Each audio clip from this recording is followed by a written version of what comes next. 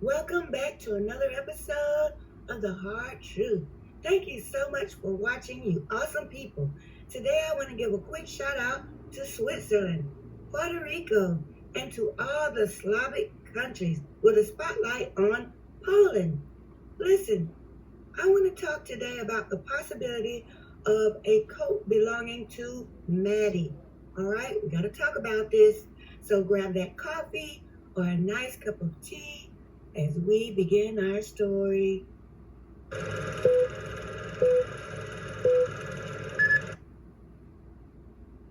Many people believe that the coat found by the fire hydrant just yards away from the crime scene is Maddie Mogan's coat. And so, if it's Maddie's coat, we need to ask these questions. Number one, how did it get there? Number two, when did it get there?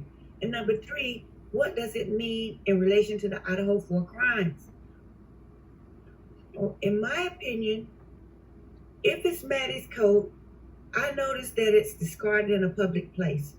This suggests that the crimes were committed by amateurs. There's a lack of planning. It suggests haste. And it also suggests that maybe they were looking for something in her pockets, and whether or not they found what they were looking for, they just discarded it right there on the street. This gives us a look at the mentality of the killers. Number one, no remorse for what they did. Okay, they're in the street looking for something in a rush to leave the scene, and there's no regard for the victims or what they've done. It's also possible that whoever gave them a ride didn't drop them off at the house. They were dropped off right there by the fire hydrant, and Maddie took off her own coat. And this is a long shot, but it could also mean that the assault on Maddie and Kaylee began on the street at the fire hydrant, and that they ran to the house. The location of the coat so close to the crime scene forces us to ask the question, maybe one of these guys dropped it.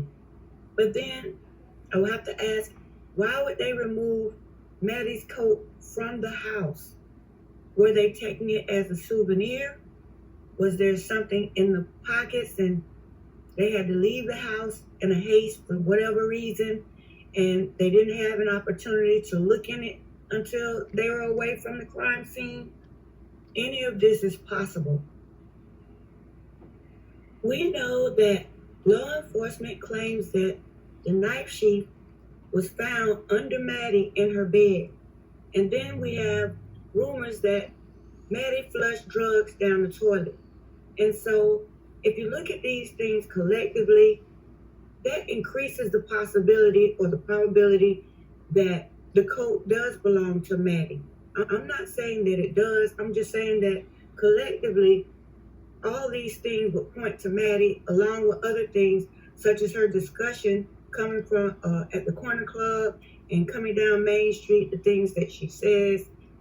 It just all points to maybe Maddie was the target.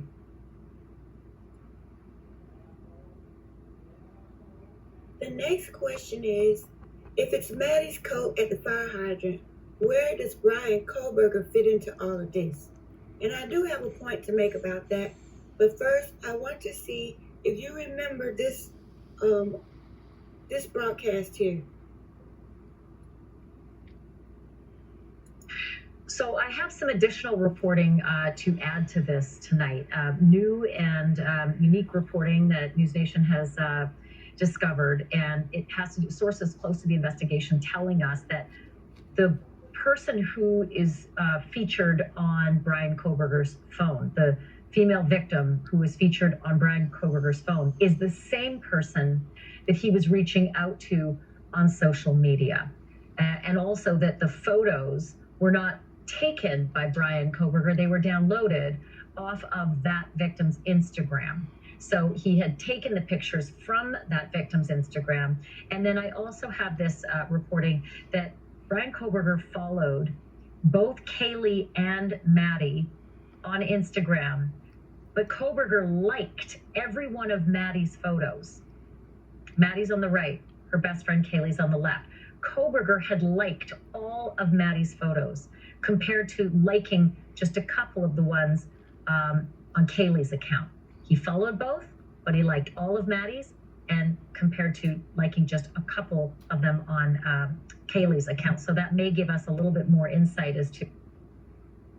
Now, that broadcast was recorded on February the 22nd, and we know that since then, Ann Taylor has said there is no connection between Brian Kohberger and any of the victims.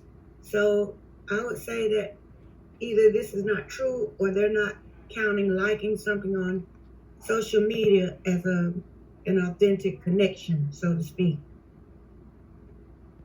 Now, the point that I would like to make is that according to the PCA, it says that Brian Kohberger left the scene of the crime and exited by Walenta Drive, which is going in the opposite direction of Taylor Avenue.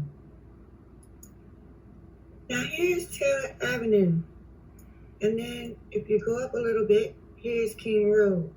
And I'm looking for the fire hydrant on this street here. I was expecting it to be maybe right here.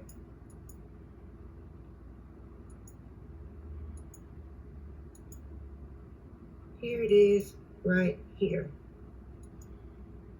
Here's the fire hydrant. So if we go back, we're on Taylor Avenue. In order for Brian Kohberger to leave on Walenta, that's going this way, he would be going in the opposite direction of the fire hydrant. So if he was driving his car, he wouldn't have been the one to, put the jacket there.